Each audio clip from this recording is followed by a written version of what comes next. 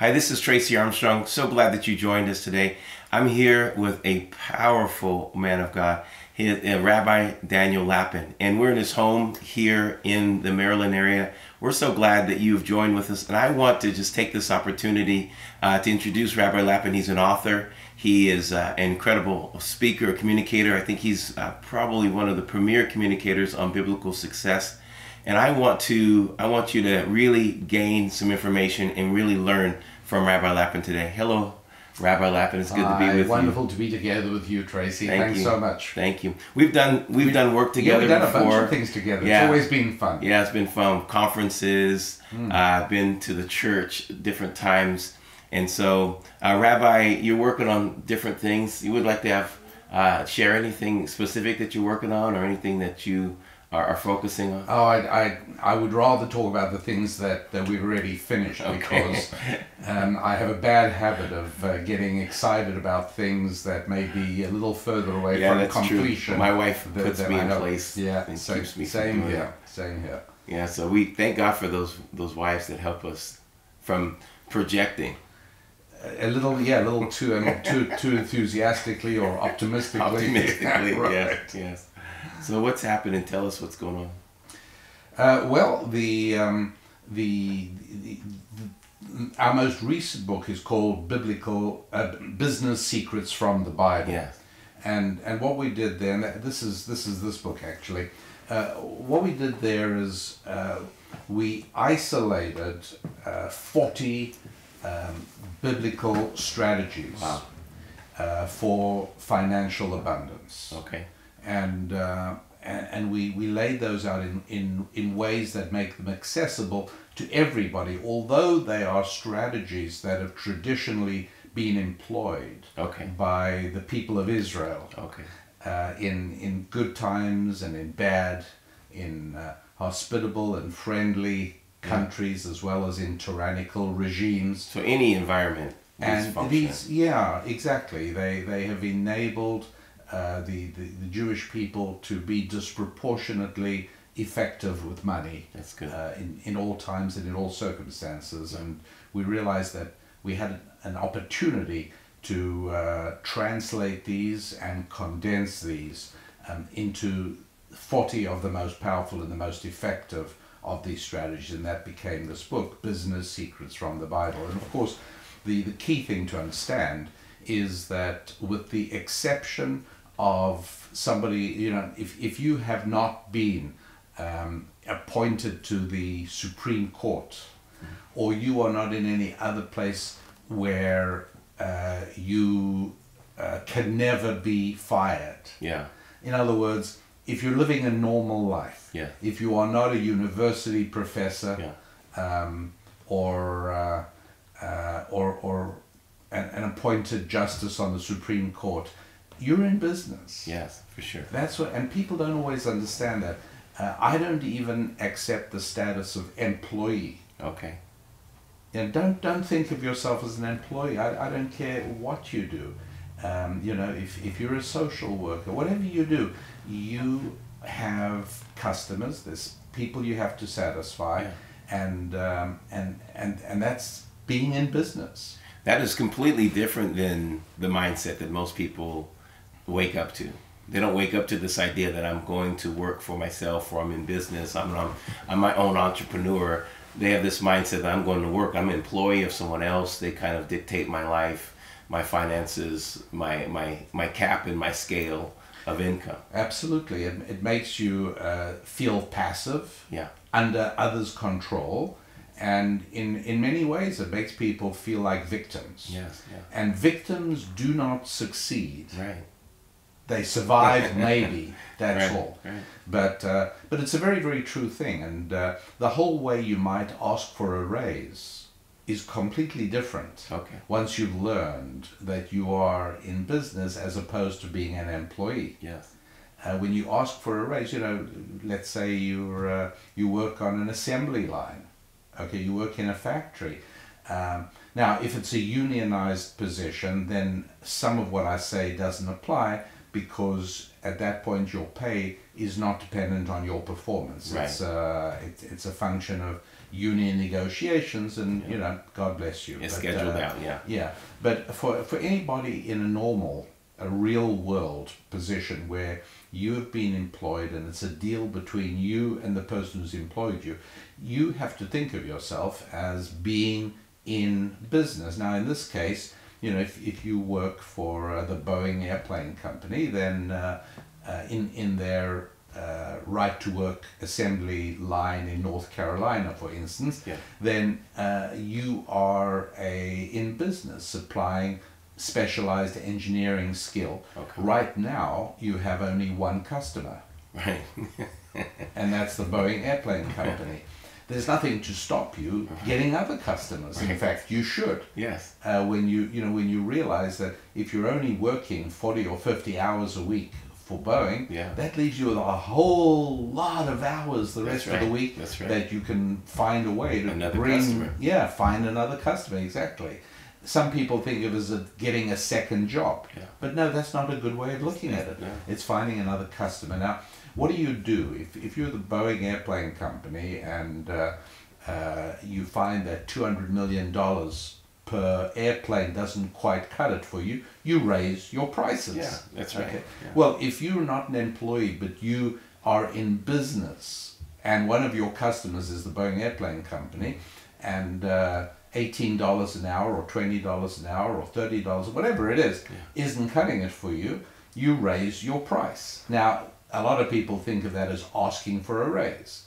But if you know the difference and you can think of it in those terms, then how you go about negotiating a raise in terms of raising your prices, if you like, is an entirely different way of going about it, and a far higher probability of success. So that's really one of the most important things. When we say business secrets for the Bible in this book, a lot of people look at it and say, oh, well, you know, I'm not in business. Yes, you are. Yeah. So that paradigm shift immediately changes your value, right? The value of who you are, what you offer, what you bring. So even though you're working on an assembly line, now you're not just an assembly line worker, because that's a lower value. But when you are someone who's an entrepreneur, you're in business, that changes your value, even though you're doing the same thing. Absolutely.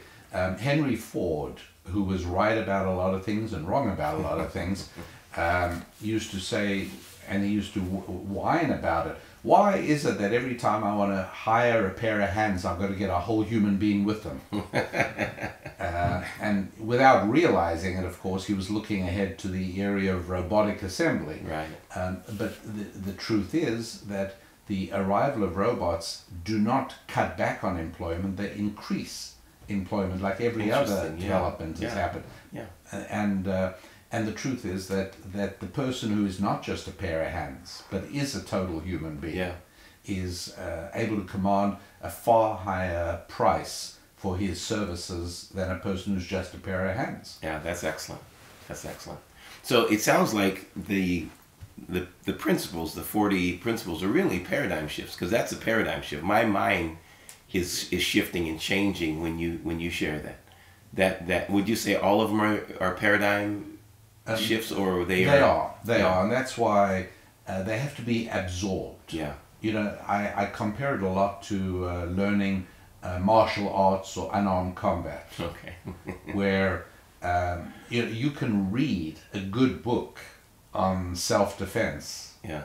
That doesn't mean you're now ready to deal with a guy who wants to jam a gun into your back late at night in a bad part of town. Right. You need a little bit of practice. You need to absorb it. What you cannot do is say to him, hold on a second, I think attacks from the rear were covered in chapter 17. So if you don't mind, hold on, I just have to look up. Flip through the book. Yeah, it doesn't work. It has to be absorbed until your reaction is completely automatic. And so it is, you know, you think about almost every aspect of business depends on communication between people. Yeah, very good. Whether it's a proposal or a negotiation or an offer or a purchase, there always has to be a negotiation. And how you respond and when you respond has an enormous consequence in how it comes out. Okay. All negotiations are like that. Very small things matter very much. Yeah. And so knowing what to say, how to say it, and when to say it have to be absorbed. So yes, they are paradigm shifts. It's not just a question of assimilating data. It's a question of absorbing these into you until you intuitively react. If I may dare say, like a Jew. Yeah. So the principles, these are principles that are built in the raising or the rearing of the Jewish family or yes. I mean, I wish it was as simple as that, but and there are of course many families that do neglect it. But yes, it is part of the raising. Okay. It's part of the rearing. It's part of understanding. Just for an example, a lot of people unfortunately see themselves as going to work, whether it's, even if they've learned that they're in business, they're going to their business, even if they in reality are seen as an employee. A lot of people embark on that in an atmosphere of I'm being oppressed by the man. That's been a common statement.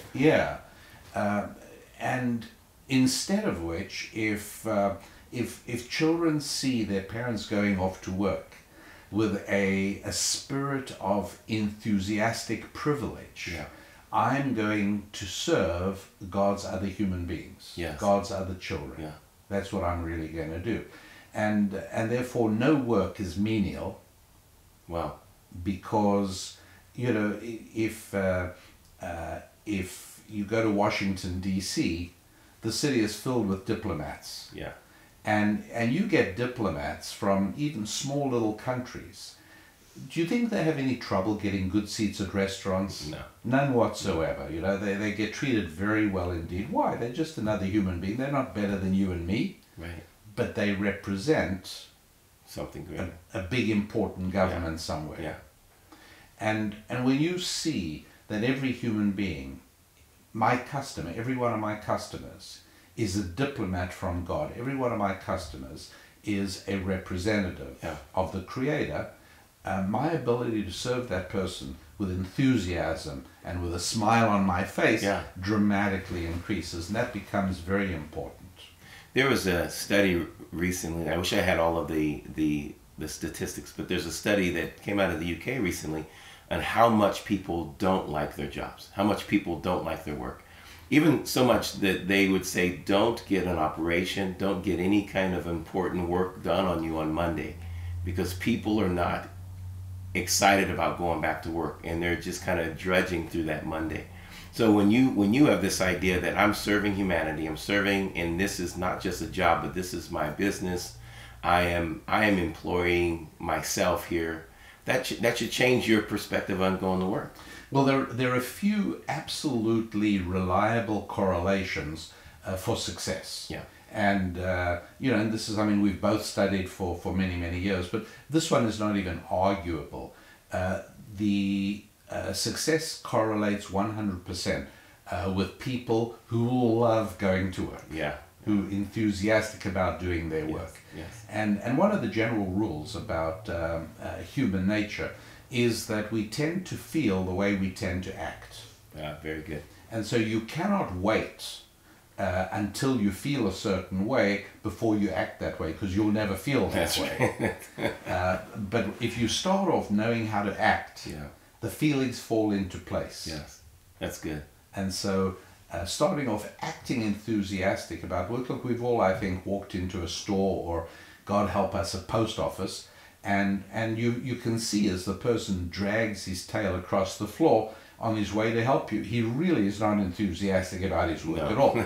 And I just want to get out there before he pulls me down as well. Exactly. But he's so miserable about what he has to do. And of course, on one level, I take it badly, because he's looking at serving me as some kind of unthinkable hardship, which and he's going to be doing that for the rest of his life. He's going nowhere.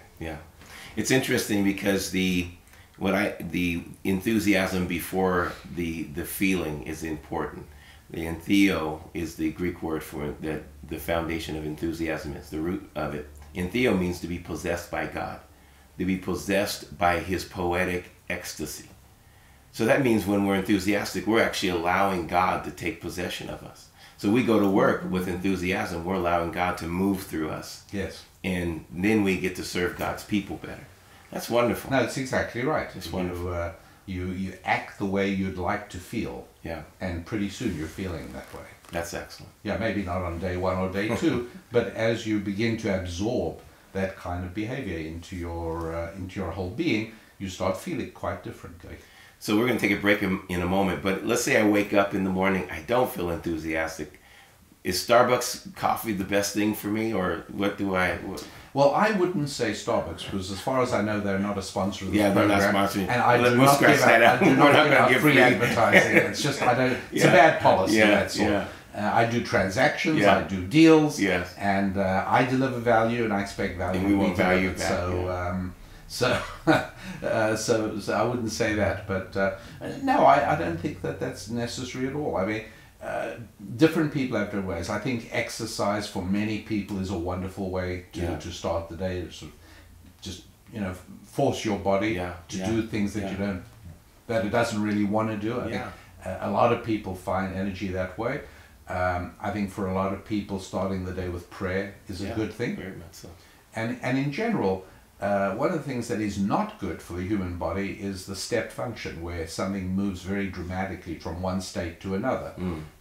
People say do stretches before you start an exercise routine, build up. I know what cannot possibly be good is for a person to jump out of bed and within 10 minutes he's in the car fighting traffic, steering with one hand and trying to shave his face with the other. Probably not a good thing. So having a buffer zone between sleep and work in terms of prayer, in terms of exercise, these are probably very good things. So that's just, you're really not giving yourself a chance to win. When you jump out, you're going, you called it stepping, or from one stage to another stage real quickly without a buffer zone. Yeah, exactly. You're not giving yourself a chance to win. That's right, exactly right. I also heard you once say, the snooze button is not your friend. It's the worst thing. That's exactly right. Worst thing. So can I be enthusiastic if I'm a snoozer? Can I wake up with enthusiasm if I'm constantly putting my day off? I think that's really hard. Yeah. I think I think it's a bad move. Generally speaking, particularly people who use it a lot, try a week without it. Yeah. And you will find yourself doing better without any question. And then, I mean, another thing that people should also be doing is learning how to keep track of money. And that means financial statements. Yeah. Now, most people just don't bother. I mean, if they know how much is in their bank, and they go online and they see they're still in the black, that's good. But learning how to keep financial statements and build your own set of financial statements is really very valuable. Look, nobody is ever going to lose weight if they don't keep a record of their weight day by day, week by week. You derive an enormous amount of drive and propulsion and fuel just from being able to watch your performance. Yeah. And the same is true with money. It's a real mistake for people not to be able to keep a track of their finances. It takes a little effort, no question about it. Yeah. There's a right way and a wrong way of keeping a set of financial statements, but it's a good thing. Yeah, that's excellent. Well, this is going real fast. This time with Rabbi Lapin, we're just having a good conversation. Hopefully you're gaining enough information to make changes in your life. I think the key part to take away from this is that ability to have a paradigm shift, to know that you're not just an employee, but you are someone who is self-employed. You're a business owner. And putting that value and adding that value to your life, I think that's amazing. Rabbi, before we end this segment, we're going to come back to another segment, look for part 2. But could you just give us a website or some way to get a hold of your book, business? Yeah, sure. It's RabbiDanielLapin.com. Yes. Lapin, RabbiDanielLapin.com. And the name of the book is Business Secrets from the Bible. From the Bible, yeah. Business Secrets from the Bible, Spiritual Success Strategies for Financial Abundance. That's 40. So you've only heard one. That's one in the book, right? Yeah, right. That's a life changer already. So there's 40 in total. So you have 39 others. So get the book. And one other thing, when you go to is it RabbiDanielLapin.com? Correct. When you go to RabbiDanielLapin.com, if you are a business owner, if you are a church leader, if you lead any organization, I guarantee if you bring Rabbi Daniel Lapin in to speak to your community, they will be better off. So will your organization. So I want to just encourage you to do that. Look into that. Any of the materials on his website are absolutely life-changing and dynamic. We'll be back. We'll see you in part 2 with Rabbi Daniel Lapin.